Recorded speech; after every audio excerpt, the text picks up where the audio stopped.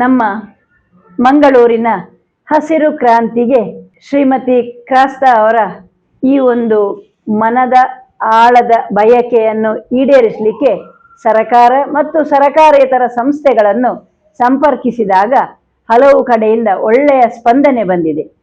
ಸರಕಾರದ ಸಂಸ್ಥೆಯಿಂದ ಮಂಗಳೂರು ಮಹಾನಗರ ಪಾಲಿಕೆಯ ಝೋನಲ್ ಕಮಿಷನರ್ ಆಗಿರುವಂತಹ ಶ್ರೀಮತಿ ರೇಖಾ ಜೆ ಶೆಟ್ಟಿ ಅವರು ಬಹಳ ಒಳ್ಳೆಯ ಸ್ಪಂದನೆ ಮಾಡಿ ಎಲ್ಲ ರೀತಿಯಲ್ಲಿ ತಮಗಾಗುವಂತಹ ಸಹಕಾರವನ್ನು ನೀಡುವಂತಹ ಒಂದು ವಿಚಾರ ನಮಗೆ ಕೇಳಿ ತುಂಬಾ ಸಂತೋಷ ಆಯಿತು. ಮತ್ತು ಅವರು ನಮ್ಮ ಜೊತೆಗೆ ಇದ್ದಾರೆ. ಯಾವ ರೀತಿಯಲ್ಲಿ ಅವರು ನಮಗೆ ಈ ರೀತಿಯ ಒಂದು ಗ್ರೀನ್ ಇನಿಷಿಯೇಟಿವ್, ಹಸಿರು ಹರಡುವಂತಹ ಒಂದು ಕ್ರಾಂತಿಗೆ ಯಾವ ರೀತಿಯಲ್ಲಿ ಅವರು ಸಹಕಾರ ಮಾಡ್ತಾರೆ ಅಂತ ಹೇಳುವುದನ್ನು ಅವರ ಬಾಯಿಂದಲೇ ಕೇಳೋಣ. ನಮಸ್ಕಾರ ಮೇಡಮ್, ನಾವು ವಿಶ್ವ ಪರಿಸರ ದಿನಾಚರಣೆ ಅಂದು ಮಂಗಳೂರು ಮಹಾನಗರ ಪಾಲಿಕಾ ವ್ಯಾಪ್ತಿಯಲ್ಲಿ ಇರತಕ್ಕಂಥ 34 ಪಾರ್ಕ್ನಲ್ಲಿ ಹಣ್ಣು ನೀಡುವಂತಹ ಗಿಡಗಳನ್ನು ನೆಡಬೇಕು ಅಂತ ಶ್ರೀಮತಿ ಕ್ರಾಸ್ತಾ, ಗ್ಲೋಬಲ್ ಟಿವಿಯ ನಿರ್ದೇಶಕರು ನಾವೆಲ್ಲ ಒಂದು ಚರ್ಚೆ ಮಾಡಿದಂತೆ ನಮ್ಮ ಕೆಲವೊಂದು ಪ್ರದೇಶವನ್ನು ನಾವು ಆಯ್ಕೆ ಮಾಡಿದ್ದೇವೆ. ಅದು ಶಾಲಾ ಗ್ರೌಂಡ್ ಇರ್ಬೋದು, ಅಥವಾ ರೋಡ್ ಸೈಡ್ ಇರ್ಬೋದು, ನಮ್ಮ ಪಾರ್ಕ್ ಇರ್ಬೋದು. ಇಲ್ಲಿ ನಾವು ಹಣ್ಣುಗಳನ್ನು ಬಿಡುವಂತಹ ಗಿಡವನ್ನು ನಡುವಂಥ ಕಾರ್ಯಕ್ರಮವನ್ನು ನಾವು ಹಾಕ್ಕೊಂಡಿದ್ದೇವೆ. ಮುಖ್ಯವಾಗಿ ಯಾಕೆಂದರೆ ಈ ಸಣ್ಣ ಸಣ್ಣ ಹಕ್ಕಿಗಳಿಗೆ ತಿನ್ನಲಿಕ್ಕೆ ಆಹಾರ ಇಲ್ಲ, ಅದು ಹಾರಾಡಲಿಕ್ಕೆ ಅದಕ್ಕೆ ದೂರದ ಊರಿಗೆ ಪ್ರಯಾಣ ಮಾಡಲು ಅದಕ್ಕೆ ಶಕ್ತಿ ಇಲ್ಲ.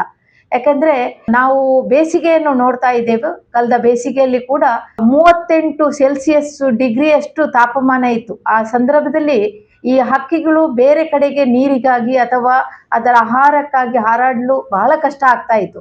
ಇದನ್ನೆಲ್ಲ ನಾವು ಚರ್ಚೆ ಮಾಡಿದಂತೆ ಈ ಬಾರಿ ನಾವು 2026-27ನೇ ಸಾಲಿನಲ್ಲಿ ಮಂಗಳೂರು ಮಹಾನಗರ ಪಾಲಿಕಾ ವ್ಯಾಪ್ತಿ ಪೂರ ನಾವು ಹಣ್ಣಿನ ಗಿಡವನ್ನೇ ನೆಡಬೇಕು. ಇದರಿಂದಾಗಿ ಈ ಹಕ್ಕಿಗಳಿಗೆ, ಸಣ್ಣ ಸಣ್ಣ ಪ್ರಾಣಿ ಪಕ್ಷಿಗಳಿಗೆ ಆಹಾರಕ್ಕಾಗಿ ಹಾಗೂ ತಂಪನ್ನು ನೀಡಲಿಕ್ಕೆ ಬಹಳ ಸಾಧ್ಯತೆ ಆಗಿದೆ. ಯಾಕಂದರೆ ಈ ಮರಗಳನ್ನು ನಡ್ತಾ ಹೋದರೆ ಜನರಿಗೆ ತುಂಬಷ್ಟು ಆಕ್ಸಿಜನ್ ಕೂಡ ಸಿಗ್ತದೆ, ಉತ್ತಮವಾದ ಒಂದು ಬದುಕನ್ನು ಕಟ್ಟಲಿಕ್ಕೆ ಕೂಡ ಸಾಧ್ಯತೆ ಆಗ್ತಾ ಇದೆ. ಆ ನಿಟ್ಟಿನಲ್ಲಿ ನಾವು ಈ ಬಾರಿ ಅರಣ್ಯ ಇಲಾಖೆಯಿಂದ ನಾವು ಒಂದು 100 ಗಿಡವನ್ನು, ಅದು ಕೂಡ ಹಲಸು ಮತ್ತು ಮಾವಿನ ಗಿಡವನ್ನು ಪಡೀತಾ ಇದ್ದೇವೆ. ಅದು ಕೂಡ NGO ಸಹಕಾರದ ಮೂಲಕವೇ. ಇದನ್ನು ನಾವು ನಮ್ಮ ರೋಷನಿಲಯ ವಿದ್ಯಾರ್ಥಿಗಳಿರ್ಬೋದು ಅಥವಾ ಬೇರೆ ಬೇರೆ ಸಂಘ ಸಂಸ್ಥೆಯ ಸಹಕಾರದಿಂದ ನಾವು ಅಲ್ಲಲ್ಲಿ ಆ ಒಂದು ಕಾಯಿಯನ್ನು ಬಿಡುವಂತಹ ನಾವು ಗಿಡವನ್ನು ನೆಡಲಿಕ್ಕೆ ಒಂದು ಪ್ರಯತ್ನವನ್ನು ಮಾಡ್ತಾ ಇದ್ದೇವೆ. ಇದರೊಟ್ಟಿಗೆ ಜನರು ಕೂಡ ಸಹಕಾರವನ್ನು ನೀಡಬೇಕು ಅಂತ ಈ ಸಂದರ್ಭದಲ್ಲಿ ಹೇಳಿಕೊಳ್ತಾ ಇದ್ದೇನೆ. I would like to thank Mrs. Rekha Shetty. She has been a great support to me. Like, I had come with the first initiative and to tell her that can you just give me your support. I want to grow fruit trees in Mangalore for 3 purposes. One is to feed the birds, for the oxygen level to increase, as well as shelter and shade, and even building nest for the birds in Mangalore.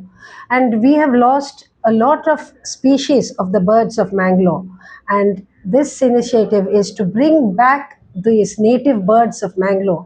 When we were children, we had the sparrows and the mynas coming into our houses, and they used to come into the house and build nest, and it was so beautiful for children to watch them, to learn from them. But now we see all the trees being cut off, and there are no fruit trees to feed these birds and the squirrels, the bats, and many living creatures, because each living creature helps in the ecosystem.